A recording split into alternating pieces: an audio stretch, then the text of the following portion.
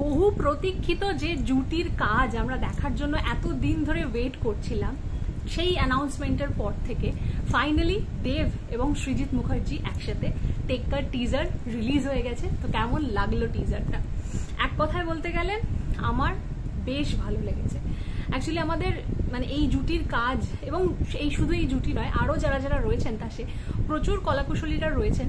রুক্মিণীকে আমরা একদম ডিফারেন্ট একটা লুকে দেখতে পাই, স্বস্তিকা মুখোপাধ্যায়কে দেখতে পাই, এবং আরও প্রচুর প্রচুর অভিনেতাদের দেখতে পাই।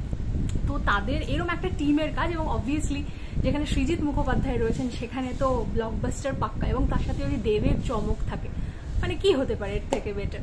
তো সেরকমই একটা টিজার নিয়ে তারা হাজির হয়েছে। 8ই অক্টোবর রিলিজ করতে চলেছে পুজোতে, এবারের পুজোতে ধামাকেদার একটা সিনেমা, দ্যাট ইজ টেক্কা। তো অ্যাকচুয়ালি আমার মনে হয় এই কদিন ধরে যে একটা একটা করে কার্ড রিলিজ করা হচ্ছিল, দেখানো হচ্ছিল, এবং সেটার মধ্যে দিয়ে ক্যারেক্টারের একটা হিন্ট দেওয়া হচ্ছিল, সেটা দেখে আমরা মোটামুটি প্রত্যেকেই বুঝতে পেরেছি গল্পটা সম্পর্কে বা কি কি হতে চলেছে।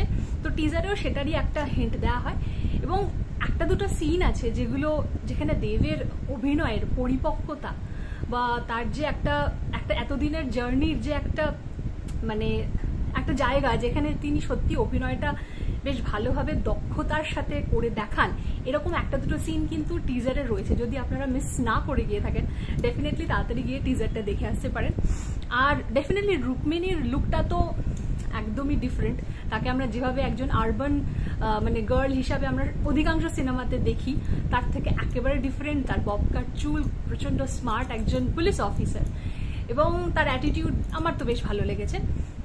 এবং সেক্ষেত্রে একটা দুটো সিন যেটা বলছিলাম, দেবের যেখানে বাচ্চা মেয়েটিকে সে কিডন্যাপ করে নিয়ে আসে এবং তাকে কিভাবে রেস্কিউ করা হয়, এই তো গল্পটা প্রচন্ড সাধারণ একটা গল্প, কিন্তু সেই গল্পটার মধ্যে দিয়ে যে মেসেজটা পৌঁছাতে চেয়েছে যে কেন সে কিডন্যাপ করে, এবং এখানে কোথাও গিয়ে দারিদ্রতা যখন মানুষের প্রচন্ড একটা মানে তার মানুষের যখন দেওয়ালে পিঠ থেকে যায় তখন সে কি করতে পারে, সেই রকম একটা কিছু হিন্ট দিতে চলেছে। এবং আমার মনে হয় এটা ভালো মেসেজও দেওয়ার মতন একটা সিনেমা।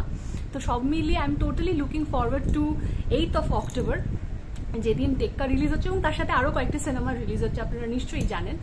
বাট টেক্কাতে কিছু তো চমক রয়েছে, মানে যেখানে দেব এবং সৃজিত মুখোপাধ্যায় একসাথে হচ্ছে, সেটা কিছু তো আলাদা হবে, তাই না, আর 5টা সিনেমার থেকে। এটাই হোপ ফর দ্য বেস্ট। আপনারা যদি এখনো টিজারটা না দেখে থাকেন তাহলে দেখে নিতে পারেন। ট্রেলারও নিশ্চয়ই খুব শিগগিরই আসবে। এখানে গানেরও দারুণ চমক রয়েছে, মানে অনুপম রয়ের সাথে রণজয় ভট্টাচার্যও রয়েছেন। তো আশা করতে পারি আমরা যে দারুণ দারুণ কিছু গানও আমরা উপহার পাবো।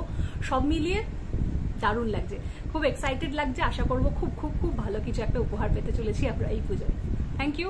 যদি টিজারটা না দেখে থাকেন দেখে নিতে পারেন। আবার দেখা হচ্ছে নতুন ভিডিওতে। টাটা।